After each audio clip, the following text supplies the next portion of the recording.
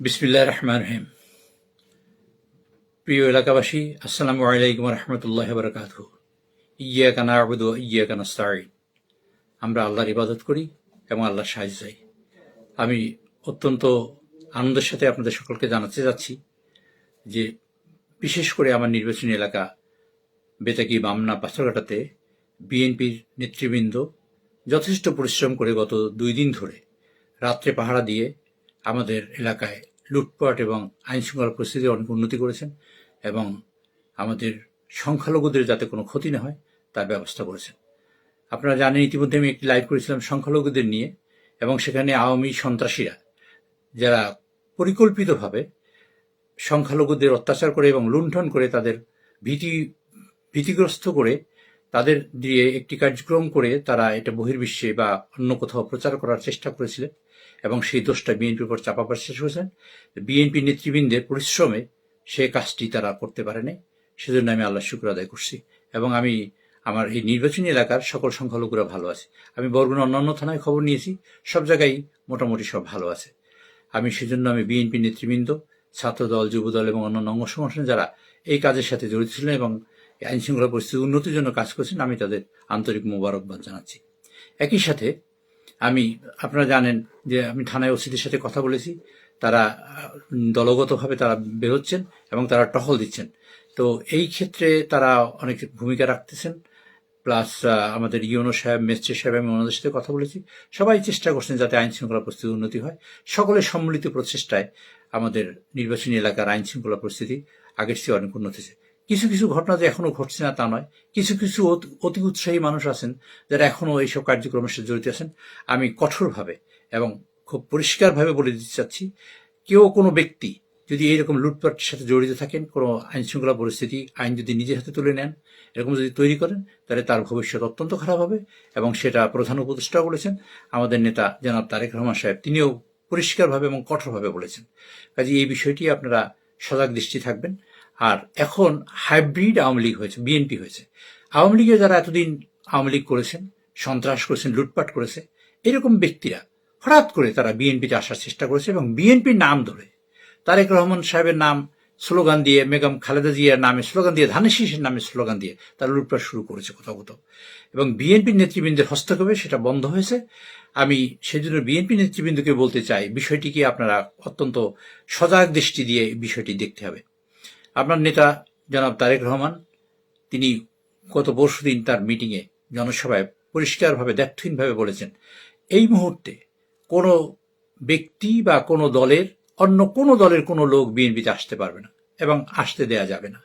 যদি কেউ মনে করেন আমার আত্মীয়, আমার অমুক, আমার মামা, আমার খালু ইত্যাদি ইত্যাদি তারা ছিলেন, এখন তারা বিপদগ্রস্ত, বা তাদের আমরা একটু সহযোগিতা করি, এরকম যদি করেন এবং যদি জানা যায়, তাহলে তিনি বিপদগ্রস্ত হবেন। গত 17টা বছর আপনারা কষ্ট করেছেন, রাস্তায় ছিলেন, আইনের মোকাবেলা করেছেন, মামলা খেয়েছেন, মারধর খেয়েছেন, জঙ্গলে পালিয়েছেন, জুলুম এবং নির্যাতনের চরমভাবে শিকার হয়েছেন। তারা যদি এই মাত্র এই সহযোগিতার জন্য এখন এই পর্যায়ে তাদের সাহায্য সহযোগিতার হাত বাড়িয়ে দেন, এবং যারা দুর্নীতি করেছে, লুটপাট করেছে, সন্ত্রাসী করেছে, ফ্যাসিবাদী কায়েম করেছে, তাদের যদি সহযোগিতা এখন করার চেষ্টা করে আপনারা এই 17 বছরের অর্জন আপনারা নিজেরা নষ্ট করবেন কিনা সেটা আপনারা নিজেরা ভেবে দেখেন। আপনাদের তালিকা করা হচ্ছে এবং আমি আমার সকল লোকরে বলে দিচ্ছি, দয়া করে, বিশেষ করে নেতৃবৃন্দ যারা আছেন তাদের সকলকে বলছি, দয়া করে আপনি একটা তালিকা করবেন এবং তালিকায় নাম লিপিবদ্ধ করে রাখবেন। কেউ যদি এমন কোনো কাজ করে, যারা এখন আওয়ামী লীগ বা অন্যান্য কোনো দল থেকে, কোনো দল থেকে কোনো ব্যক্তি কোনোভাবেই আমাদের বিএনপিতে এখন আসতে পারবে না এবং তাতে নেওয়া যাবে না, কোনো ব্যক্তি কেউ না। এবং এটা কেন্দ্রের নির্দেশ, সেটা নিশ্চয়ই আপনারা পেয়েছেন, তবু আমি আপনাদের আবার স্মরণ করে দিচ্ছি, কোনোভাবেই করা যাবে না। এবং তারা এসে যে কাজটি করবে সেটা হলো লুটপাট করবে, আইনশৃঙ্খলা পরিস্থিতির অবনতি ঘটাবে এবং ক্ষতিগ্রস্ত করে মূলত আপনাদের বিএনপির একটা দুর্নাম তৈরি করে মানুষের কাছে একটা ভাবমূর্তি নষ্ট করার চেষ্টা করবে। এই কাজটি কি আপনারা করতে দিতে পারেন?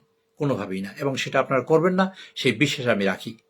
প্রিয় এলাকাবাসী, আপনারা জানেন যে আমাদের এই বিপ্লব বা এই অগস্ট মাসের যে বিপ্লব সাধিত হয়েছে 5ই অগস্টের, এটি একটি নতুন স্বাধীনতা আমরা পেয়েছি।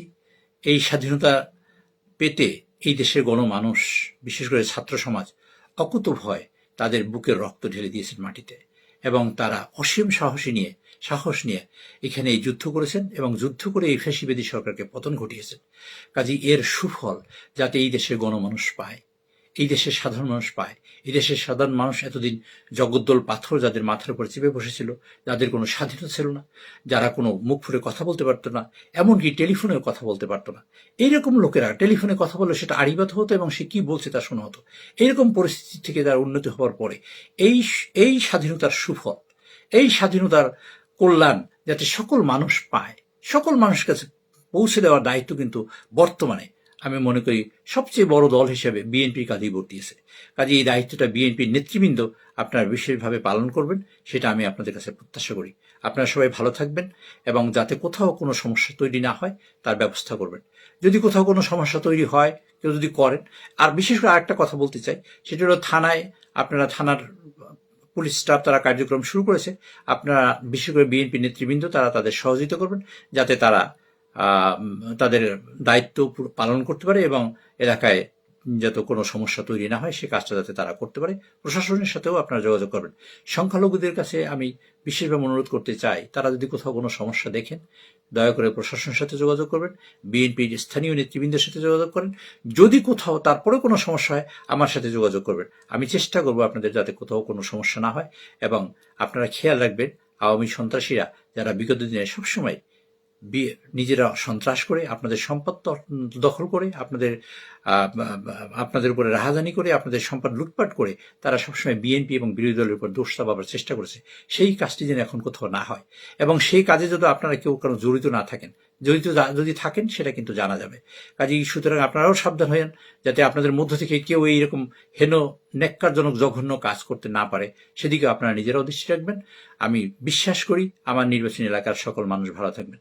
বরগুনাবাসীকে উদ্দেশ্যে আমি একই কথা বলতে চাই, বরগুনায় যারা বিএনপি নেতৃবৃন্দ আছেন তাদের কল্যাণে এবং তাদের পরিশ্রমে বরগুনার অন্যান্য থানারও আইন শৃঙ্খলা পরিস্থিতি অনেক উন্নতি হয়েছে এবং তারা মোটামুটি ভালো আছে। আমি অন্যান্য থানায় কথা বলেছি, আমতলিতে কথা বলেছি, তালতলিতে বলেছি, বরগুনা সদরে বলেছি, সব জায়গায় কম বেশি লোকেরা ভালো আছে। এসপি সাহেবের সাথে কথা বলেছি, ডিসি সাহেবের সাথে কথা বলেছি। আমি চেষ্টা করছি যাতে বাংলাদেশে কোথায় কি হলো তার চেয়েও ইম্পর্টেন্ট হলো আমার বরগুনা জেলার মানুষ যাতে ভালো থাকে, বরগুনা জেলার মানুষ যাতে কোনো বিপদগ্রস্ত না হয় তার চেষ্টা আমাদের সকলের করা উচিত এবং আমি মনে করি সেই কাজটা আমরা সবাই মিলে করব। এবং যারা একদিন লুটপাট, সন্ত্রাস, নৈরাজ্য সৃষ্টি করেছেন, ফ্যাসিবাদী কায়েম করেছেন মানুষের উপরে, সেই সব লোকেরা যাতে বিএনপিতে না ঢুকে বিএনপির কোনো ক্ষতি করতে না পারে, বিএনপির ভাবমূর্তি যাতে নষ্ট না করতে পারে, সেই দৃষ্টি আপনারা বিশেষ দৃষ্টি রাখবেন। আপনাদের সকলের মঙ্গল কামনা করি। আল্লাহ হাফেজ। বাংলাদেশ জিন্দাবাদ।